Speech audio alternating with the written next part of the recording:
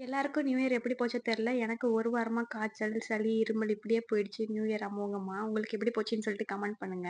இன்னைக்கு காலையில முட்டை குழம்பு செய்யலான்னு சொல்லிட்டு அதுக்கு தான் ரெடி பண்ணிட்டு இருந்தேன். சிக்கன் குழம்புக்கு செய்ற மாரி அதே மசாலா தான். எண்ணெய் விட்டுட்டு வர கொத்தமல்லி, அது கூட சீரகம், சோம்பு, மிளகு, அது கூட காரமா வர மிளகா சேர்த்துக்கலாம். கூட இஞ்சி பூண்டும், தக்காளி சேர்த்துட்டு 1/4 மூடி தேங்காய் சேர்த்துக்கலாம்.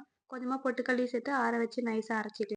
இப்ப அதே கடாயில எண்ணெய் விட்டுட்டு தாளிப்பு வடகம், கருவேப்பிலை சேர்த்துட்டு ஒரு 10 சின்ன வெங்காயம் பொடியா கட் பண்ணி அதையும் நல்லா வதக்கிக்கலாம். தொக்கு மாரி வதங்குனதும் கரம் மசாலா, மஞ்சள்தூள், மிளகாத்தூள் சேர்த்து நல்லா கலந்து விட்டுக்கோங்க. டேஸ்ட் நல்லாருக்கும். இது கூட நம்ம அரைச்சு வச்சிருக்க பேஸ்ட் சேர்த்துட்டு தேவையான அளவு தண்ணி சேர்த்துக்கலாம்.